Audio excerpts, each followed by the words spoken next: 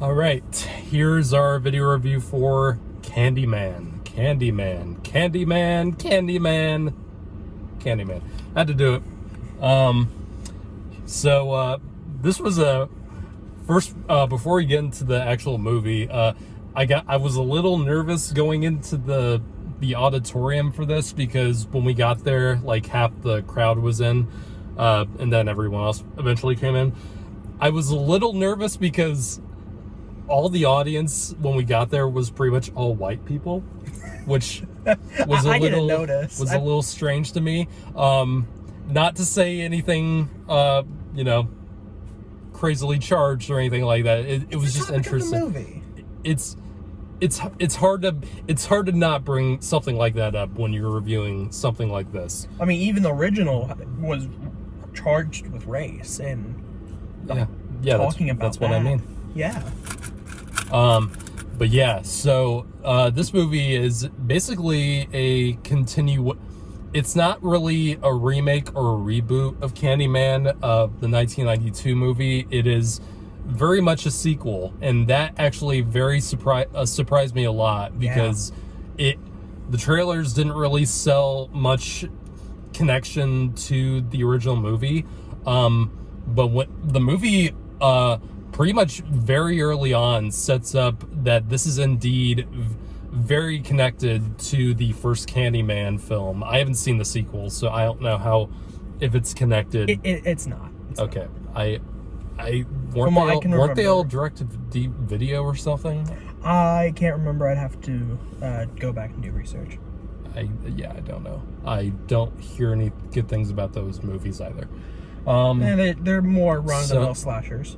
That's exactly why I don't want to watch them. Yeah. But anyway, this Candyman is indeed a sequel, and in terms of horror movie sequels, like 30 years later, this is definitely up. I'd say this is definitely up there with one of the better ones. This movie kind of reminded me of something like Dr. Sleep, where I definitely highly recommend watching the original Candyman if you haven't. And I didn't even watch the original until a couple years ago. It just wasn't one of those horror movies I grew up with. It's definitely, I wouldn't say it's one of the mainstream. It's definitely not up there with Nightmare on Elm Street or Friday the 13th. It's something a little bit less popular than those, but it's a great movie, the original Candyman. And this one is almost, I think the first one and this are of the same quality because both movies are extremely moody. This movie, the new one, this movie has a great sense of atmosphere. It does not rely at all on jump scares, which is something I'll commend it. Anything that doesn't do that, I'll commend it for. No, you're right. I didn't even notice that. I don't remember there being any real jump scares. Yeah, there wasn't. Wow. There's definitely this movie's light on musical score, which is something I'd like to see more horror movies do, where it's not too reliant on the musical score to scare you. This movie, the composition of the shots in this movie are absolutely magnificent. There's some shots that I swear to God are going to become like screensavers come down the line. There's so many great composed shots. Like, this movie utilizes the rule of thirds beautifully, and the director of this, Nia DeCosta, I haven't seen anything else she's directed, but she's directing the Captain Marvel sequel, and my excitement for that movie, which basically was for nothing, has gone up like at least 3 points for me. This movie is very solidly directed. It's very restrained in terms of how it's directed. There's not a ton of crazy camera work. There's not a ton of crazy, nothing like too like Evil Dead-y or anything like that, which I think is good. I don't like that kind of style every time. That's just Sam Raimi. I like a movie that's a little bit more of a slow burn. And the first Candyman was very much a slow burn. Very much.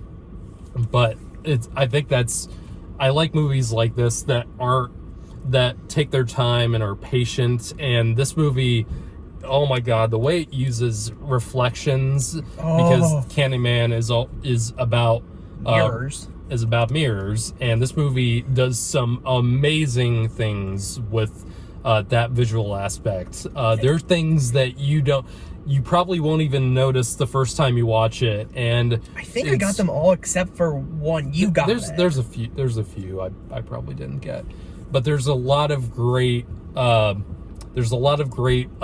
like that are just totally, hidden and not always in your face, but I like that. It makes for a great rewatchability. I do have some issues with the film. Some of the acting was a little off. There's a kid actor in the film that's really bad, and he's in the beginning and at some parts throughout, and it kind of took me out. There's a part where he's screaming, and I couldn't, and I thought it was funny when it happened. It wasn't great. Now that you bring that up, yeah, some of the other actors, scream was Yayha Abdul Mateen, who's the main actor in the film. He does, for the most part, he does a pretty good job, but sometimes he is a little wooden. And he's been getting a lot bigger in terms of his popularity. He was obviously Black Manta and Aquaman. He's also in the Watchmen TV series. He's kind of a mixed bag for me. Sometimes he's not too charismatic, but most of the time he's pretty good. The other actors I think are pretty much spot on. There's a great brother character in the film who's the brother of Yayha Abdul Mateen's character's wife, and he's great. He's a great comic relief character. Like I was saying about this being a sequel, this very much reminded me of Dr. Sleep in a way, because even though it's definitely recommended that you watch The Shining before you watch Dr. Sleep, there's enough explanation and there's enough backstory in that movie for people who haven't seen it, and it also adds a lot to the mythology and basically the world building. And it's the same thing with this movie, because I love the way this movie tells the backstories that we need to hear. It's very whenever it kind of tells a flashback, it does the shadow puppets thing that you see in the trailer, and it's so creatively done. And any other lazy horror movie sequel like this would have just shown footage from the older movies, and this one doesn't do that, and it does it in a way that viewers who have seen the original movie will not be bored watching the older footage, and there's still enough information for newer audiences to get enough information to understand what's going on, and it's very smartly done. I gotta say, the score reminded me. I feel like they were really trying to get the feeling of the original score from '92 Candyman. I'd have to watch the movie again. I can't remember the score, even though today I rewatched the kill count just to get a review. Yes, it does remind me so much. And yeah, I completely agree. Both are slow burns, and they both do it very well. The original has some parts where it's like, oh, that doesn't look good, like some of the makeup. The makeup in this is disgusting. It's disgusting, but in all the best ways. Yes, but in the best ways. It's modern gore, so it looks great. Yeah, and the movie's not too gory either. It's pretty restrained in that aspect. And there's so many cool death scenes in this movie, but it's not cool in the way that something like Saw is, where it's pretty much all cool just for the gore and the creativity with that. And The way this movie frames the death scenes is done in a way that it's subtle, and it doesn't call too much attention to itself, and it really requires a lot of attention. And when it happens, you're like, holy shit. And well, sometimes there's one death subtle. scene that reminds me of, since this is technically it is a Jordan Peele production. One of the kills reminded me of the scene in Us where Elizabeth Moss and Tim Heidecker die in that house, and there's a shot from outside the house looking in as they're being killed. And I love stuff like that, where it doesn't have to be in your face. It's subtle, and it's really effective when it does that. And I think that's my favorite kill from this film. Yeah, it's great.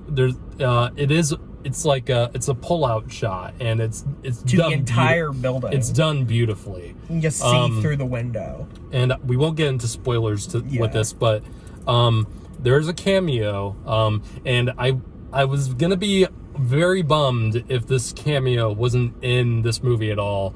And at the very, very end, almost the last shot, there's a cameo, and it's we got really excited when if you guys know Candyman, you guys know what we're talking about. Yeah. That was cool. Yeah. I'm glad they saved that up for the very ending. Overall, this was very well done. Very, very solidly directed.